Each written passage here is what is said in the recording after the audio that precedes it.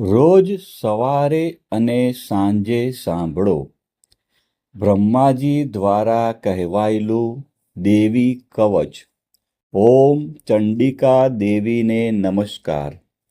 માર્કંડેયજીએ કહ્યું, હે પિતામહ, જે આ સંસારમાં પરમ ગોપનીય અને મનુષ્યોનું બધી રીતે રક્ષણ કરનારું છે, અને જેને તમે અત્યાર સુધી બીજા કોઈ સામે પ્રગટ ન કર્યું હોય એવું કોઈ સાધન મને કહી બતાવો.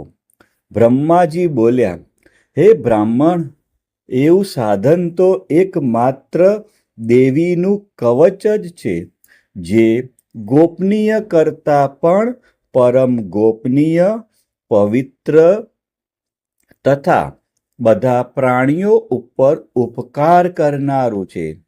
હે મહામુનિ, તે તમે સાંભળો. દેવીની 9 મૂર્તિઓ છે. તેમને નવદુર્ગા કહે છે. તેમના અલગ અલગ નામો બતાવવામાં આવે છે. પહેલું નામ શૈલપુત્રી છે, બીજું નામ બ્રહ્મચારિણી છે, ત્રીજું ચંદ્રઘંટાના નામે પ્રસિદ્ધ છે, ચોથી મૂર્તિને કુષ્માંડા કહે છે, પાંચમી દુર્ગાનું નામ સ્કંદ માતા છે, છઠ્ઠી દુર્ગાનું નામ કાત્યાયની છે, સાતમું સ્વરૂપ કાલરાત્રિ, આઠમું સ્વરૂપ મહાગૌરી અને નવમી દુર્ગા એટલે સિદ્ધિદાત્રી. આ બધા નામ વેદ ભગવાન દ્વારા કહેવાયા છે. જ્યારે કોઈ મનુષ્ય અગ્નિથી સળગી રહ્યો હોય, યુદ્ધ ભૂમિમાં શત્રુઓથી ઘેરાઈ ગયો હોય, સંકટમાં ફસાઈ ગયો હોય તેનું, તથા કોઈ ભયથી ડરી ગયો હોય અને દુર્ગાનું શરણ લીધું હોય તેનું ક્યારેય કોઈ અમંગળ થતું નથી. યુદ્ધના સમયે મુશ્કેલી હોવા છતાં પણ તેને કોઈ વિપત્તિ ઉદ્ભવતી નથી. તેને શોક, દુઃખ અને ભય પ્રાપ્ત થતા નથી. જેમણે દેવીનું ભક્તિપૂર્વક સ્મરણ કર્યું છે તેમનો અભ્યુદય નક્કી છે. હે દેવી, જેઓ તમારું ચિંતન કરે છે તેમનું તમે ચોક્કસ કલ્યાણ કરો છો, રક્ષણ કરો છો. ચામુંડા દેવી પ્રેત ઉપર આરૂઢ થયેલા હોય છે અને વારાહી પાડા પર સવારી કરે છે. ઐન્દ્રીનું વાહન ઐરાવત હાથી છે, વૈષ્ણવી ગરુડ પર આવે છે અને માહેશ્વરી આખલા પર આરૂઢ થયેલા છે. કૌમારીનું વાહન મોર છે, વિષ્ણુપ્રિય લક્ષ્મી કમળ પર વિરાજમાન છે અને તેમના હાથમાં લાલ કમળ છે. આખલા પર આરૂઢ થયેલ દેવી ઈશ્વરીએ શ્વેત વસ્ત્ર ધારણ કરી રાખ્યા છે. બ્રાહ્મી હંસ પર બેઠેલા છે અને બધા જ આભૂષણો ધારણ કર્યા છે. આ બધી દેવીઓ માતાઓ યોગ શક્તિઓથી સંપન્ન છે, જેઓ અનેકવિધ આભૂષણો પહેરવાથી શોભે છે. તેમણે અનેક રત્નો ધારણ કર્યા છે, ક્રોધથી ભરેલી છે અને ભક્તોનું રક્ષણ કરવા રથમાં બેઠેલી છે. આ દેવીઓના હાથમાં શંખ, ચક્ર, ગદા, શક્તિ, હળ, મૂષળ, ખેટક, તોમર, કુહાડી, દોરડું, કુંત, ત્રિશૂળ અને ઉત્તમ ધનુષ્ય ધારણ કરેલા છે.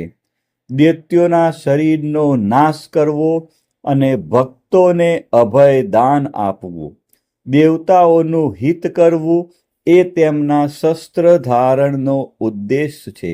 મહારૌદ્ર રૂપ, અત્યંત ઘોર પરાક્રમી, મહાબલી અને મહા ઉત્સાહ યુક્ત હે દેવી, તમે મહાન ભયનો નાશ કરનારા છો. તમને મારા નમસ્કાર છે. તમારી સામે જોવું પણ મુશ્કેલ છે. શત્રુઓનો ભય વધારનાર હે જગદંબિકા, મારું રક્ષણ કરો. પૂર્વ દિશામાં ઐન્દ્રી શક્તિ મારું રક્ષણ કરે અગ્નિ ખૂણામાં અગ્નિશક્તિ, દક્ષિણ દિશામાં વારાહી તથા નૈઋત્ય ખૂણામાં ખગધારિણી મારું રક્ષણ કરે. પશ્ચિમ દિશામાં વારુણી અને વાયવ્ય ખૂણામાં હરણ પર સવારી કરનારા દેવી મારું રક્ષણ કરો. ઉત્તર દિશામાં કુમારી અને ઈશાન ખૂણામાં શૂલધારિણી મારું રક્ષણ કરો. હે બ્રહ્માણી, તમે ઉપરની બાજુએ મારું રક્ષણ કરો. હે વૈષ્ણવી, તમે નીચેની બાજુએ મારું રક્ષણ કરો. આ જ પ્રમાણે શબ જેનું વાહન છે તે ચામુંડા દેવી 10 દિશાઓમાં મારું રક્ષણ કરો. જયા આગળની બાજુએ અને વિજયા પાછળની બાજુએ રક્ષણ કરે. ડાબા ભાગે અજિતા દેવી, જમણા ભાગે અપરાજિતા મારું રક્ષણ કરે.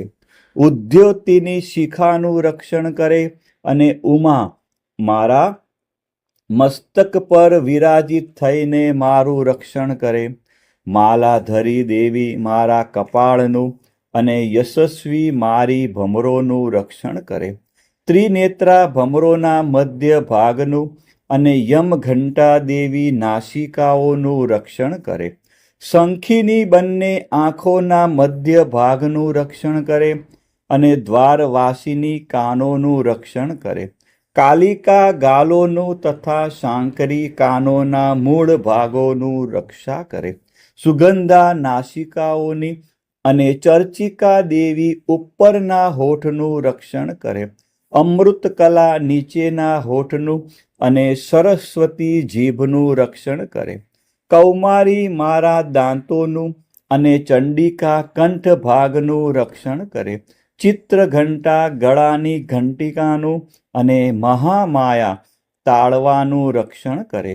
કામાક્ષી દાઢીનું અને સર્વ મંગલા મારી વાણીનું રક્ષણ કરે.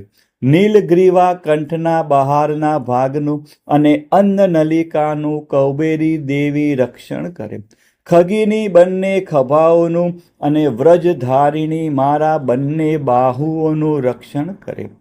દંડિની દેવી બંને હાથોનું અને અંબિકા આંગળીઓનું રક્ષણ કરે. શુલેશ્વરી નખોનું રક્ષણ કરે અને કુલેશ્વરી કુખ પેટનું રક્ષણ કરો. મહાદેવી બંને સ્તનોનું અને શોક વિનાશીની મનનું રક્ષણ કરે. લલિતા દેવી હૃદયનું અને શૂલધારિણી ઉદરનું રક્ષણ કરે. કામિની નાભીનું અને ગુહેશ્વરી ગુહ ભાગનું રક્ષણ કરો. પૂતના અને કામિકા લિંગનું અને પાડાને વાહન બનાવનાર દેવી ગુદાનું રક્ષણ કરે. ભગવતી કટી પ્રદેશનું અને ઘૂંટણોની રક્ષા વિંધ્યવાસીની કરે. સર્વ કામનાઓ પૂરી કરનારા દેવી જંઘાઓનું રક્ષણ કરે. નારસિંહી દેવીઓનું પિંડીઓનું રક્ષણ કરે. તેજસી બંને પગોના પૃષ્ઠ ભાગનું રક્ષણ કરે. શ્રીદેવી પગોની આંગળીઓનું અને તલવાસીની દેવી પગના તળિયાનું રક્ષણ કરે.